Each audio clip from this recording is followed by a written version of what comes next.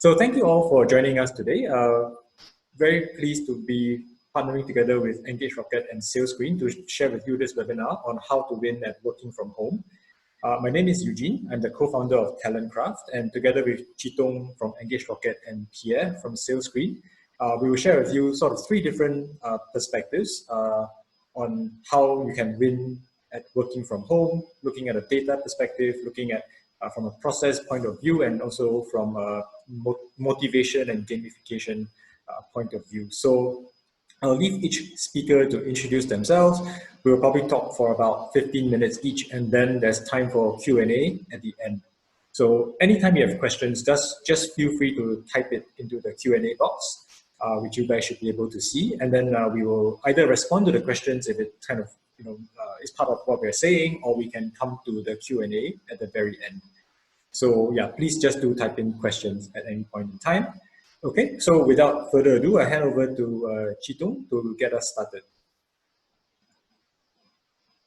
Thanks very much for having me here today, Eugene. I think this is a topic that's very, very relevant, especially since the circuit breaker has now been extended for another 4 weeks. So we're looking until the 1st of June before we are going to get started, conceivably going back to business as usual. But we all know that that business as usual is very unlikely to happen. It's very likely to be whatever the next normal will be. We still don't know, and nobody really knows. But today, when we talk about work from home, I'll share a little bit about what Engage Rocket has been doing and what we found in this area. So for those of you who don't know, I'm Chitong, co-founder and CEO of Engage Rocket, and we help companies to create better workplaces with people analytics. We're one of the fastest growing people analytics technology companies here in Southeast Asia. We're very proud to say that currently we work with more than 40,000 users across APAC and Southeast Asia. What we do is we help leaders and organizations to make better people decisions and to get better visibility into their organizational health and productivity, particularly during times like these, where you're going through massive change, a lot of disruption, and so on.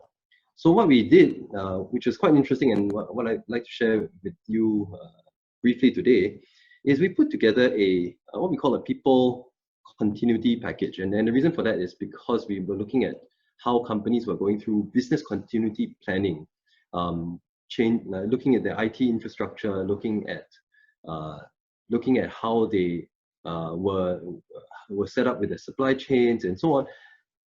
But it was very rare that we found companies that were thinking actively about how do people feel while working from home, let alone adopting a more data-driven approach to be able to improve their team's well-being and the effectiveness while working from home. And this is strange because when we spoke to a lot of leaders prior to circuit breaker and even after the circuit breaker, what we learned was there were two main concerns.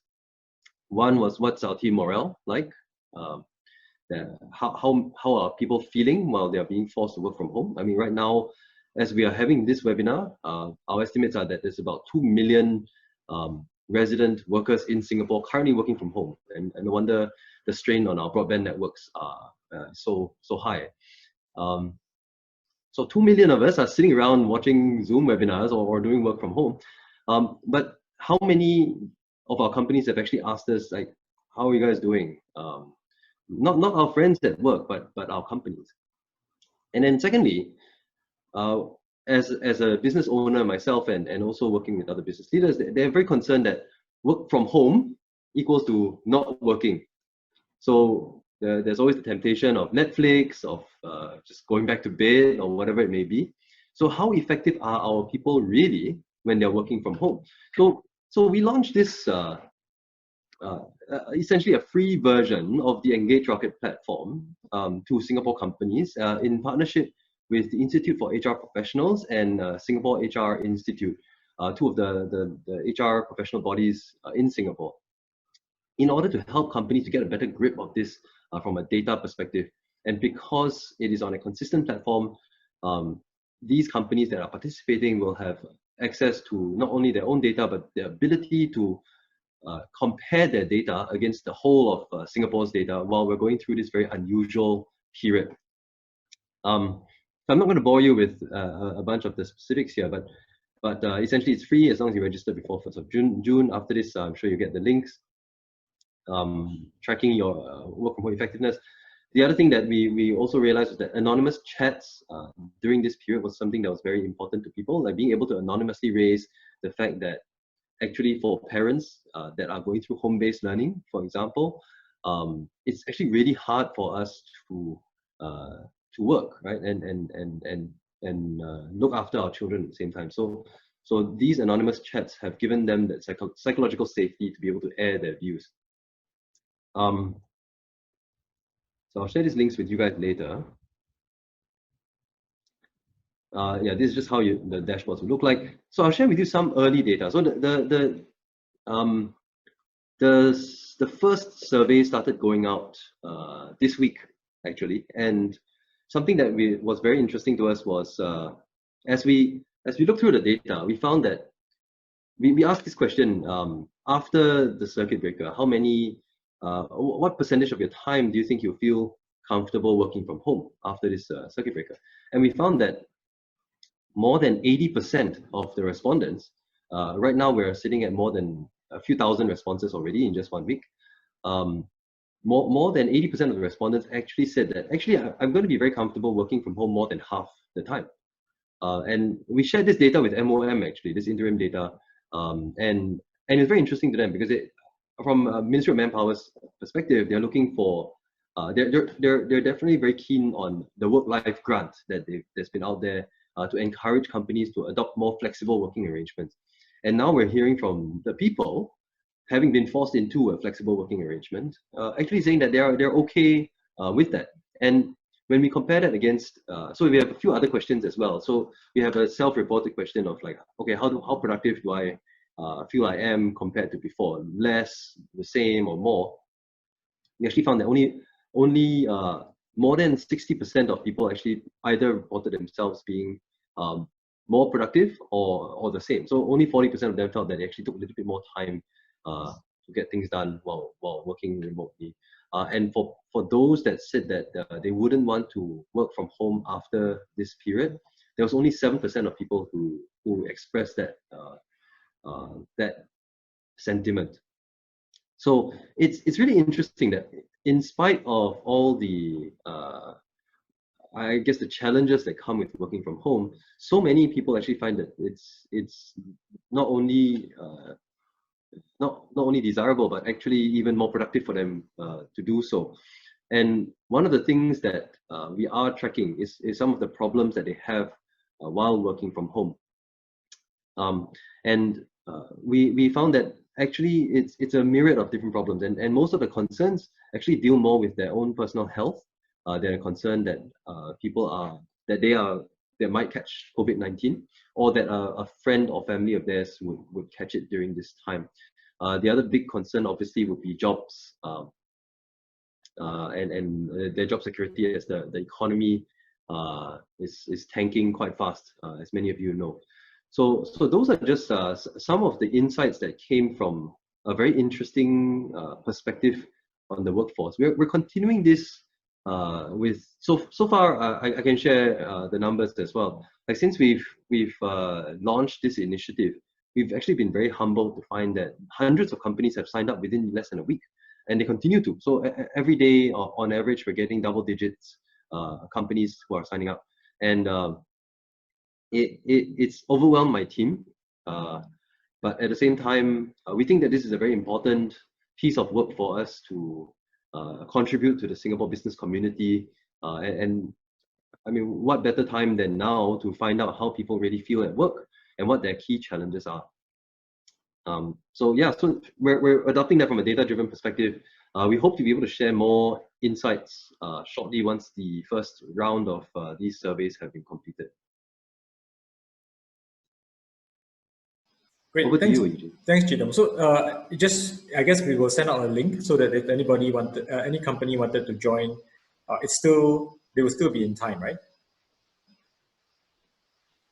And yeah, so just to maybe make it a little bit clearer, because I don't think I did a very good job of it earlier. What you're essentially getting is a free version of Engage Rocket. So we've never given out free versions in our history. So this is a first for us. But you have the ability to run the surveys for your companies. You have the ability to tap on the expertise of IHRP, SHRI, and ourselves who have developed the questionnaire that's relevant to the Singaporean context. And then on top of all of that, you do get access to the aggregate data at the end of it. So we're not going to give any individually identifiable data for any company or any individual. But you will get access to a report that we're putting out that will pull together the state of the Singapore workplace during the coronavirus period. So I'm excited to put that report together, actually. I hope you're equally excited to receive it. Yes, I'm waiting to get our report for our team as well. Okay, thanks, Jidong. So I'm going to talk a little bit about how to keep your team happy and engaged while working at home. So Talentcraft, we are HR specialized consultants. We focus on talent attraction and talent engagement. And so I think in this current moment, the biggest talent engagement challenge is really around how do I keep my team happy while working from home, or how do I keep my team together while working from home? Because there are unprecedented challenges in how people have to change their working style, their interactions with colleagues, their work day. So everything is under quite a lot of stress. So I think, very much building on what Chitong and his team are doing, they will give you a very good sense of what people currently think and currently feel. And that is, I think, very important. And as a business leader, you really need to be asking yourself two key questions, right? So number one, what are the most urgent problems that your team are facing? And the second question is, what can we do about it? So I think working together with the Engage Rocket team will give you a good feel for the first question. So how happy or unhappy are people? And then you need to think carefully about what do we do about it. So, every team has different priorities. What are your team's priorities? So some people might be missing their team and chatting over lunch. The newer people, especially, and I understand there's actually a lot of interns who will be joining many different companies over the next couple of months. How would they be able to integrate into the team? What about the family situations? So every team will have different priorities and different challenges. And there are many solutions out there, but not all of them would necessarily be right for your team, right? So even if you say something simple like, okay, well, how do we do collaboration? There's Monday, there's Google Drive, there's Zoom, there's all different kinds of tools. So not all of them would fit your needs. So we think of, saying you need to collect data and you need to do a much more thorough analysis of what are the different possibilities and what are different options and which ones make the most sense for you. So we think about it in terms of 4 dimensions. So people, policy, process, and perception, right? So people in the short term, your team are your team. So do you understand them well enough to be able to identify what is most important to them and also who is most at risk, right? So there's a very big piece about understanding your people. And we actually think we'll talk a little bit more about how you can use analytics to go beyond just the question of who is happy and who is not happy. That's very important, but understanding why is just as important. And that's what we will talk about a little bit. So once you figure out what the priorities are, then you might need to change your company's policies, your rules, your guidelines. You might need to change your processes, how things are done, or actually sometimes it's really more about perception, right? So things might be a certain way, but people might have different ideas, might be worried about certain specific things. How do we address that? So understand the people to understand the problem. That's step 1. Step 2 is how do I change policy, people, process, or perception in order to address those challenges. And if you can do those 2 things well, you will win at work from home. So sorry, there was a question. Okay. There's some questions coming in. I'll address them probably a little bit later. So how do you understand the people in order to understand the problem? So think about it this way, right? How well do you know your team? Different traits make people differently suited or unsuited to this current work from home situation. So for example, if you look on the left-hand side, some people are more vulnerable because they're naturally more resistant to change. They are more externally motivated, what people normally call extroverts, right? They get energy from being with other people. Those traits are likely to make people more vulnerable in this current situation. So they are more likely to be stressed, they are more likely to be unproductive or unhappy, right? The stress will kind of build up. On the other extreme would be the kind of people who are more resilient, so they are anyway quite adaptable. Some of them, like me, tend to be more introverted, so quite happy not having to meet people face to face if we don't have to. But the question is, what is your team look like, right? Are more of them resilient or are more of them vulnerable? What is the distribution, right? This will help you to focus the attention on the people who need it most. Typically we do a lot of these surveys and we say they should be anonymous. I think in this case, we would actually advocate that we agree that they will not be anonymous because we want to know who we need to be helping, right? So as long as there's mutual trust on both sides, I think there can be a more targeted help provided. So if you're going to provide things like counseling or other kinds of support, you need to know who they are and how best you can help them. So we would use HR analytics, which combines a number of different things. So personality profiling tests, we have a technology partner called Talent Data Labs, and they do kind of the big five, the ocean personality test, which will give you a sense of what traits are correlated with resilience versus vulnerability. We also do what we call Team Sight, which is a culture fit assessment. It basically asks people what is most important to you at work, right? And for people who say team-oriented work, friendly work environment, good colleagues, those are the kinds of indicators that they are going to be unsatisfied with the work from home environment, compared to people who are more intrinsically motivated by challenging work or research tasks where it's much less dependent on interaction with the rest of your team. So looking at these two factors will help to give you an employee resilience score. It will tell you who is likely to be happy, unhappy, and what matters to your team as a whole. So I think combining what we've just said together with some of the insights from Jitong's research, you will get a good sense of what is important to your team and what they are not satisfied with, right? So sometimes you can get this by asking people directly, but they may not always give you a straight answer, or sometimes people don't really know themselves what they are dissatisfied about or why they are dissatisfied about something. So using these analytics helps you to get a little bit more data and insight behind how to address these things. So that brings us to the next step, right? So how do you, having identified the top priority issues, how do you find the right solutions? So which one, many possible forms, which one is right for you? So if you look on the left-hand side around policies, do we need to change our rules and guidelines to make it easier for people to work from home? So for example, expense policies, right? Can the team expense internet?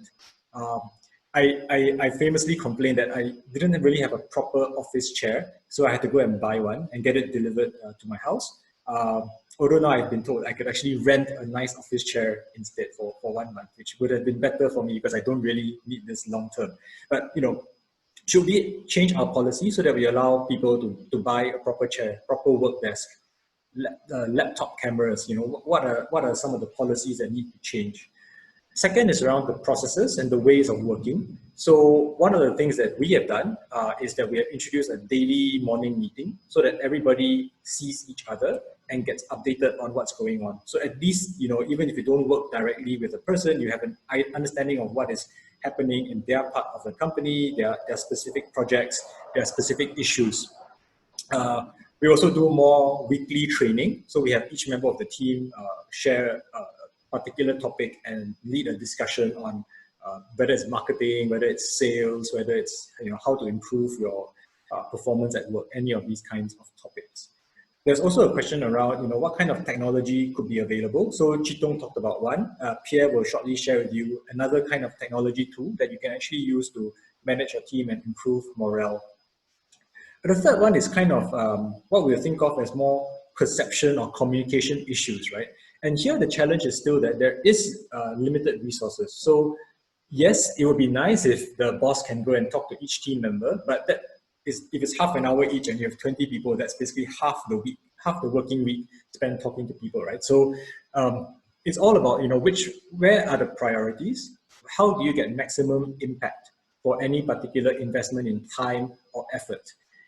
We tend to underestimate time investments, but I think for those of us who have been stuck on Zoom calls back to back for hours on end, you will know that actually time is super, super precious as well, right? Sometimes it's actually not even about that. It's just more about communicating that things are going to be all right, that what is happening in the company and how can we make sure that things go well. So, there are many different possible solutions, and the challenge for you as a business leader is to figure out which one is the right one for you, right? The maximum bang for your buck. So, the answers to these questions will determine if you and your team will survive the work from home episode and maybe even emerge stronger at the end of it. So, happy to help help answer these questions for you if any of you feel that you would like a little bit more insight and analysis behind answering these questions. So I'm going to hand over to Pierre to talk about sales screen. Right, I'm going to put him on spotlight video.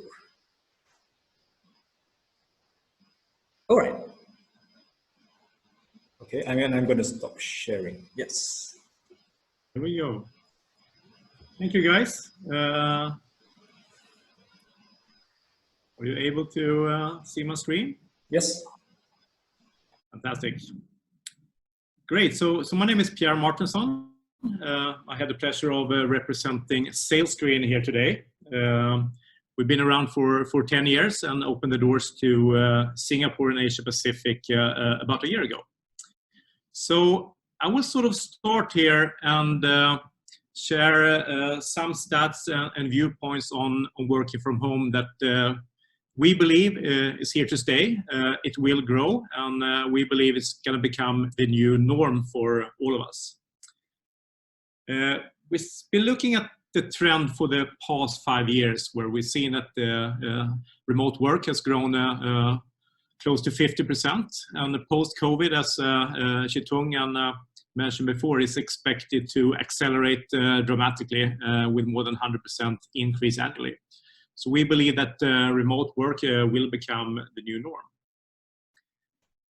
We also believe and see from statistics that employees want to work from home. 83% would choose the flexibility to work from home as a main factor when they are deciding between two equal jobs.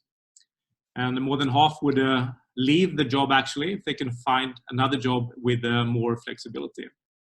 And not the least, as mentioned before, the savings of time, where estimates shows that there's about an hour of commute that goes by every day. So we believe that the remote work is the new black. Employers will need to get in the game to cater for this trend. And I find it hard to find any employer who does not want to see a higher employee satisfaction, increased productivity and retention as a result. We will also see employers being able to save on office and infrastructure with more of their workforce working from home. And also, remote works will also allow the employers to source talent from a much bigger pool, not necessarily in Singapore, could be anywhere. So employers definitely need to embrace this trend. And needless to say, there's a lot of savings for the environment by people working from home. Me as an example, I just realized I hardly don't print anymore when I'm sitting at home. In office, yeah, easy to print out a report and easy to read and digest. So remote work is definitely good for the society. So taking this kind of backdrop into the new scenario of working from home. Fantastic. Let's do it. This was my expectations when the circuit breaker hit us, and I had this idea about fantastic life working from home. But here is the brutal reality that Shitong was alluding to. We see a lot of people lacking motivation, getting distracted, experience reduced activity, hence reduced productivity. But most importantly, we see that almost 1/5 of the worker are experiencing loneliness as the biggest challenge, sitting from home by themselves. So I'm representing SalesScreen, where we use gamification as a tool to drive performance. Benefits from the management side of things is ability and a tool to drive engagement and activity, focusing on the main KPIs for each of their workers. And as I will show you later on, achieve great results. Employees will get a fun and very engaging tools that makes your time fly a bit faster than many experience they do today. Instant recognition and rewards. You are being seen. You are feeling that you're part of something even though you're not sitting in the office. And that again increases the activity and productivity. So gamifications as the tool to drive performance. So with SalesScreen, we have a software that sits and work on top of any CRM system. Can also be used as a standalone, where you on your mobile phone or your web browser are getting a constant feed of activities, what is happening. Shitung made a booking, and Eugene, he closed a deal. And I'm able to go in there and give him a thumbs up and encourage him with a nice comment. So you feel that you're constantly a part of what's happening. Running different kind of competition, individual and team, based on their results, triggered by leaderboard, which again improves activity. You can run different kind of sales competitions or other competitions, any competition, to really feel that you're part of the team and you're constantly trying to achieve better results. Last but not least, individual or team recognition based upon the performance that you are delivering. So this whole kind of gamification part of your daily working duties is actually triggering very good activity and result. And it works. It works very well. Here's a snapshot of more than 6,000 competitions that our customers were running in 2019. And they on average show an uplift by close to 60%. And that is quite dramatic improvement of performance through a tool as a gamification. Competition works across industries. It works across functions. We have clients using it to drive sales, marketing, tech support, product, customer service, anything. It's just about defining what are the key KPIs for different departments, and based upon those, define a gamification element around it. Yeah, and as I said, it works very well across any industry, and we have many thousands that are using our software every day. We just pulled a overview of the first 15 weeks of this year, and we were interested to see about how many of our clients are still using gamification or software before and after working from home hit us all. And what we see on the black line here is a number of competitions that are being completed and conducted by our clients. And on the Turkish line, you see the average percent increase in performance. Nationally, we saw a little bit of drop in the number of competitions because people and the managers were preparing for the working from home, it was a bit tough situation. But we saw an increase in performance. So we believe now that our clients, with the frequent use of competitions and gamification, are able to sustain the productivity and increase their performance. So this is fantastic news for all of us. Last but not least, to summarize, working from home is here to stay, and it's going to accelerate post-COVID-19. There's a lot of challenges, as all of us has addressed during these talks. But gamification is your tool to make your employees strive, keep motivated, and have a happy workplace during working from home times. Thank you very much for listening into what SalesScreen and we have to offer. If you're interested, feel free to reach out. We're running a campaign to SMEs in Singapore these days with a very heavy discount, because we want more companies to embrace gamification as a tool to pull through these tough times. Thank you. Great, thank you, Pierre. So, yep, those were the 3 presentations that we wanted to share with you. So coming back to, oops, 1 second. Yeah, so now I guess we have a couple of minutes for Q&A.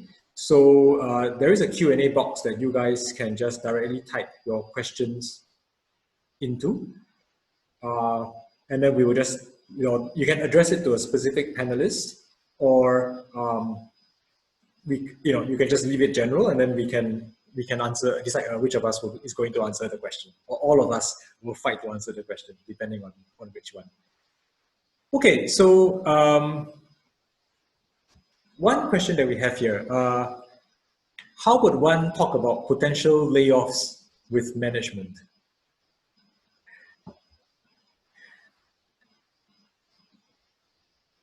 Okay, so let's, yeah, so how would you like to do this, Eugene? Should we jump in, or yeah, anybody can just jump in, free for all. I was waiting for you, actually. Yeah. So this is always a tricky question, right? And I'm assuming that this is from a perspective of HR rather than an employee talking about potential layoffs with management. So obviously, if you're an employee, I think this is a bit difficult to raise with management. Although I would say that I would totally encourage you to raise it at least with your direct manager, or with HR, if it is truly a concern for you. I think that the tricky part comes when you're HR, right? And you don't want to open this kind of worms unless you have a strong perspective on it. So coming from, I guess part of the theme of today is using analytics to address these problems. I think before even raising such a concern with management, HR, it's probably best to take a look at what is the total staff costs that are available, or how has staff costs been hitting operating expenses over the past few quarters? How is it projected to change over time? Obviously, that can be a little bit hard to predict with where we're going, but having some view of what impact this big piece of your OPEX is going to have to your bottom line is an important thing to have in your pocket before having this conversation with management. The second thing that I would say is that once you have that, it's probably a very good idea to come up with different solutions. So even prior to what management responds to, you know that there are only 3 things, that big buckets of things that you can do. You can either reduce the amount of pay people get, so basically doing a salary cut or capping salaries reducing variables, whatever it is. You can reduce the amount of time that people are working. So if you wanted to put, say, 30% of the workforce on 2 days a week, that they would be on no pay leave, right? That's one example of how you can potentially reduce your staff costs. And then the third one would be obviously actual layoffs. So I think before even having that conversation, it's good to map out what each of these would potentially look like, and then obviously compare that against the business side, right? So get input from the sales teams, from the business functions, get them to give you projections and see how costs stack up. And then that would be one very data-driven way to have that conversation with management. I don't know if that answers the question, but that's if I were a CHRO of a company, that's how I would approach it. Yeah, I would totally agree on the kind of using, I think data is more important than ever, rather than making kind of gut feel or off the cuff decisions, because it's really important things that are being decided. So, you know, the more data you can bring to the table, the better it will be for everybody. Okay, one question we have here. So majority of our hiring is dependent on recruitment agencies. And now agencies are considered non-essential. So therefore they can't, at least they can't run face-to-face. In-house, we don't have the capability for hiring. So how do we go about this during work from home period? Okay, I'm going to answer this because a little bit of self-interest. We're actually running a separate webinar next week on the whole topic of contactless hiring. Right, so we believe that it actually is possible to do all the hiring that you would want to do without having to meet candidates face-to-face. You will need to obviously change some of your processes, right? So how do you do sourcing? How do you do screening? How do you do interviews? Even all the way down to like contract and onboarding. All of those things will change. The good news is that there's solutions for all of them. So it's a little bit about figuring out in your particular company's circumstance, what do you need to do in each of those things for it to work. And if Pierre is right, and this is kind of the new normal, and this could be going on for a couple more months, then it's actually quite important to figure out how you're going to move some of these processes into a contactless version. I think the other good news from our perspective is we think it can actually be better than what you used to do. So if you used to be very recruitment agency dependent, this would actually be probably more lower cost, and possibly end up with better quality candidates because you are screening them in a more rigorous way, doing fewer interviews, so your interviewer time is saved as well. So I do think that there are quite a lot of good solutions that can be put in place for you to have kind of this contactless hiring solutions. Okay, one question. Work from home, out of sight, out of mind. How can one be successful when working from home, especially for corporate function employees or administrative support employees? I think it's a question designed for you, Pierre. Gamification. You got to throw that in. No, I'm going to surprise you. I'm not going to talk about gamification. I'm going to talk a little bit about my experience when this started. I think initially setting up the technical things and finding an old office chair, and but I think what I learned is it's important to set very clear routines and schedules when you start working and when you stop working. Because with the laptop always there, it's easy to sit a little bit too long, not take the necessary breaks. So I defined a schedule where I start the morning every day at 8:30. I have a check-in with my team, catching up. And then we try to set priorities for the day. What are the 3 things we're going to accomplish, each one of us? And then during the day, I take my breaks. I go to the park, 45 minutes.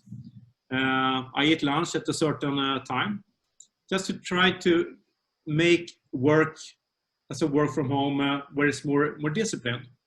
Because when I go to the office, I have a certain routine, so I try to copy that for myself working from home.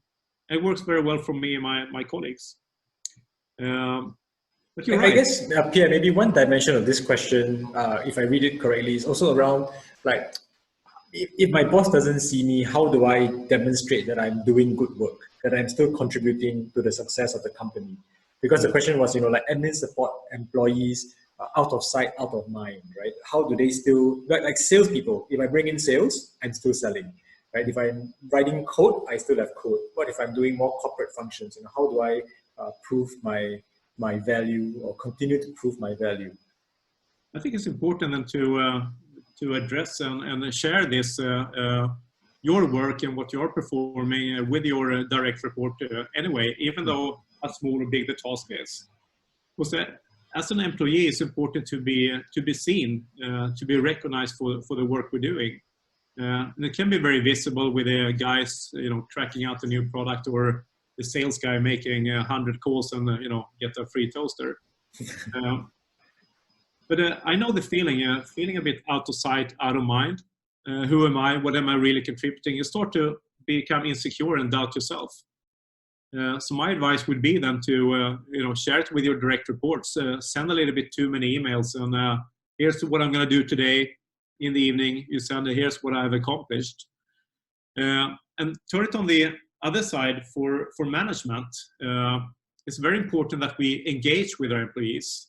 That we ask them, how are you doing? What are your tasks? Without being micromanaging. And I spoke with a lot of leaders from our clients, and they feel COVID had actually led them to become leaders that they don't want to be. They're micromanaging and, or all of a sudden interfering because they got more time at hand than they did before. So now sitting there pinging these poor employees, asking them to do a lot of random thing that doesn't really mean.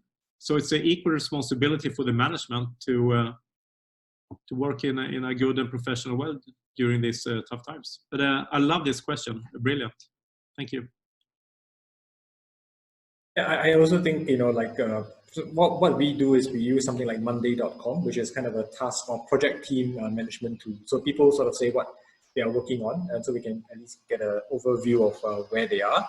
But being careful not to go into the kind of software that tracks how many mouse clicks and how often they are touching their keyboard and stuff like that. Do not go down that path. Okay, one question. It's early days in the working from home situation, so curious about the panelists' advice for building strong relationships with people you are unable to meet face to face. I guess this is a bit maybe more as individuals, right? Running companies and working with clients and working with teams. Chito, I guess you unmuted yourself, so you're all ready to jump in with an answer. Yeah, I can share from personal experience, and also, I've also been interviewing a bunch of business and HR leaders on precisely this, right? Like, things like this. Actually, if you search for Engage Rocket COVID-19, you'll find all the interviews available as well for free. But one of the things that they mentioned, I think it was Chanel from Beauvais. So she mentioned that they actually organize these things called sanity chats, where they dive into a Zoom call. It can be anywhere from 15 minutes or half an hour, whatever it is. It's very organic, and they talk about non-work related things. So we just had one over lunch. Even for Engage Rocket, it's tough over time to know who you're working with and how they're feeling and so on. We even have some new hires that joined right after the circuit breaker, so it's really hard for them to feel integrated into the company. So it's really important, first of all, to be intentional about it. So don't just leave it up to chance to have these things. So we actually have blocked out coffee chats, optional coffee chats, obviously, in everyone's calendar twice a week. We have two twice a week lunches as well with our team, where you don't have to attend, but if you happen to be having lunch at that time and you just want to see who else is around, you log into, we use Google Meet or Zoom, and you can chat that way. So I picked it up from one of the calls that we had. The other thing that was interesting is there are these things that you can do with. So there are games that you can play. So Mario Kart Tour, I believe, and a few other games. You can actually get other people to play with you. Netflix and Spotify. Netflix allows you to. I think there's a new extension or something on Chrome that allows you to watch Netflix together as a team, which would be quite interesting. We share Spotify playlists. I believe Grab also does even have radio dedications internally among their employees to help them build relationships.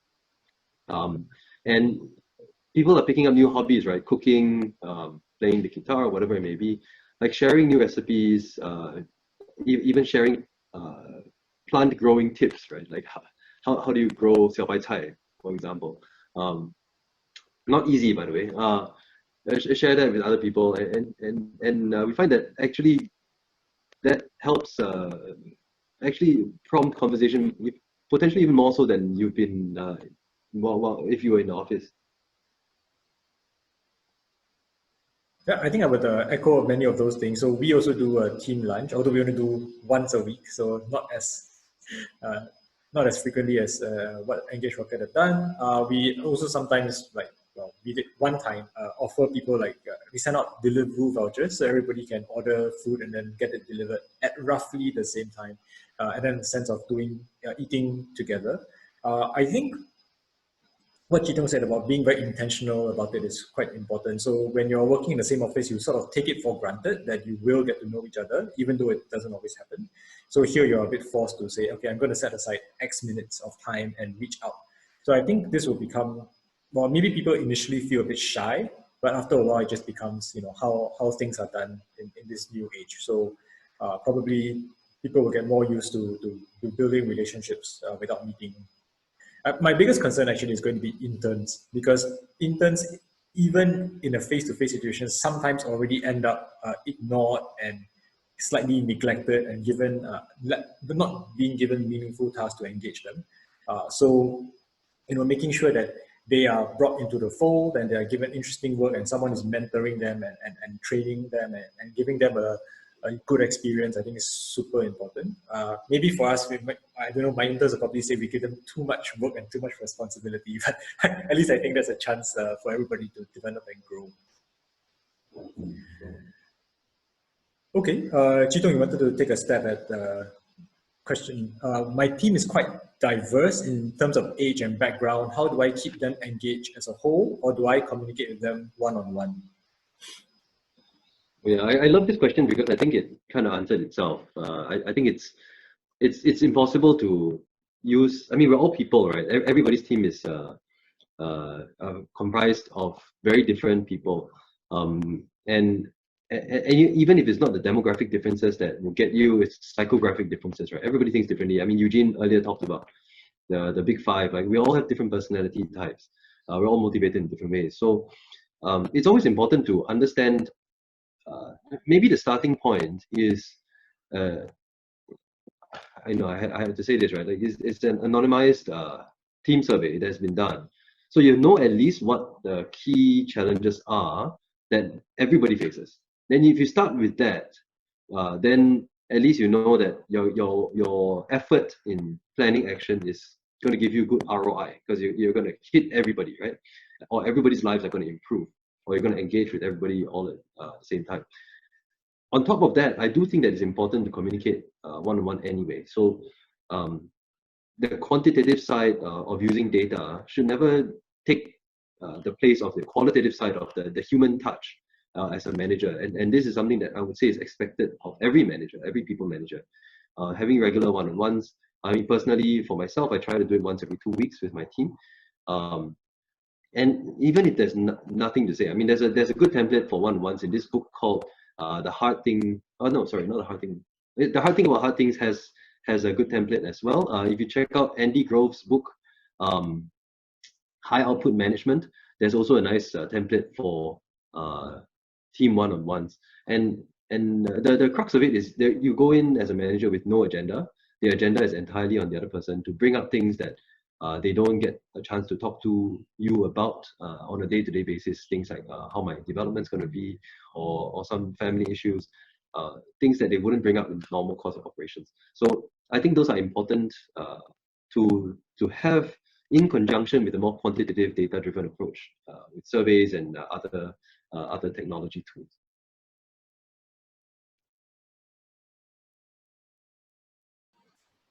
Yep, thanks, Jitung.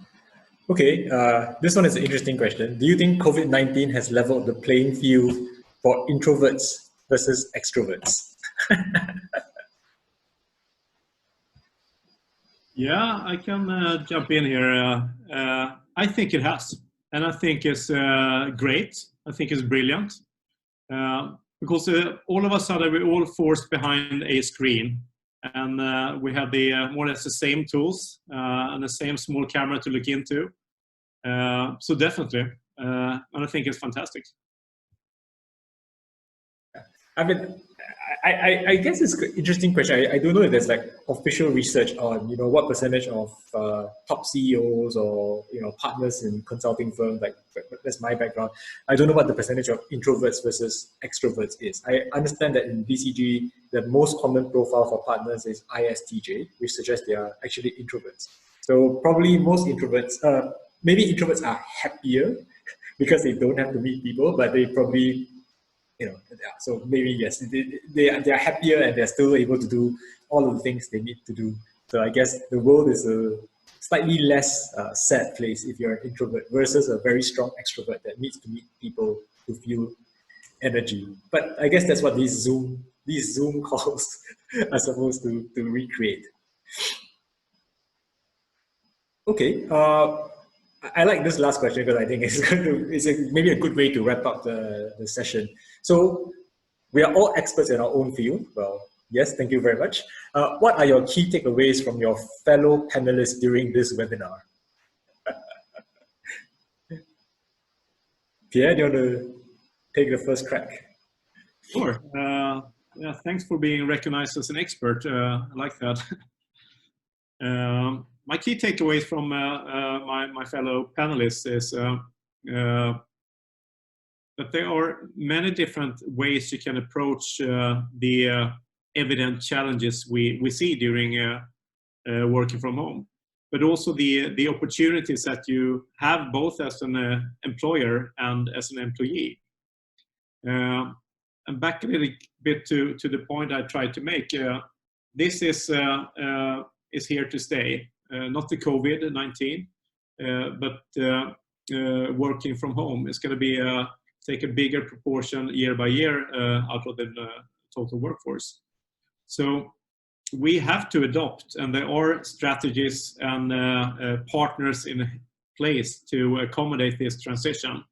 And I think this will has to be on top of the agenda for all departments heads and management and HR departments.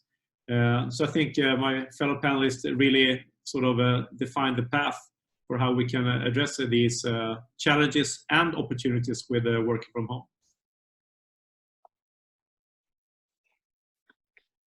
Yeah, on my end, it was good. It was very interesting to see the high amount of consensus on the fact that work from home is going to be here to stay. It was also interesting to see how uniform the challenges are across all kinds of, whether it's the different nationalities or different types of people. There are all kinds of the challenges of isolation are very real. The challenges of productivity, figuring things out, are very real. The remoteness that you have from your peers, how do you get a chance to interact with them?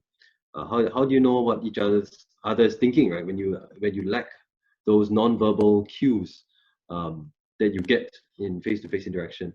Very, very, very universal stuff. And I'm also very inspired that there's a lot of optimism that both Eugene and Pierre have shared in terms of how teams can use technologies as well as processes and just clear thinking to be able to navigate the way through this. So I've learned a lot. I think, well, one thing I take away from this is that at least this is happening now and not 10 years ago, not 20 years ago, right? At least now we have the tools at our disposal to do things like gather data nationwide, right? For Chitong, in the past, can you imagine if this was pre-internet, you'd be sending out surveys and then people will be posting them back and somebody will be manually recording. And same thing for what Sales Screen and PR are doing, right? The fact is that now technology has made many things possible, and it would have been much, much worse if we were forced to do this, probably even during the SARS time, right? Many of the solutions that we are now talking about, Zoom, Google Docs, none of this was available, right? So at least we are at a state now where we can still be productive and we can still address many of the biggest challenges. It may not be perfect. It may take some time to get to where it used to be, but at least we have solutions available. Yeah, so thank you everybody for joining us. So I think we are exactly 3 o'clock. If you have any further questions, do feel free to email any one of us. We will send, I guess, the presentation slides or a version of the presentation slides to everybody who has registered for the webinar. So do just get back to us if you have any questions or any further thoughts on what we have discussed today. Okay, so thank you everybody for joining us today. Thank you guys. Have a nice weekend. Bye. Thank you. Bye-bye.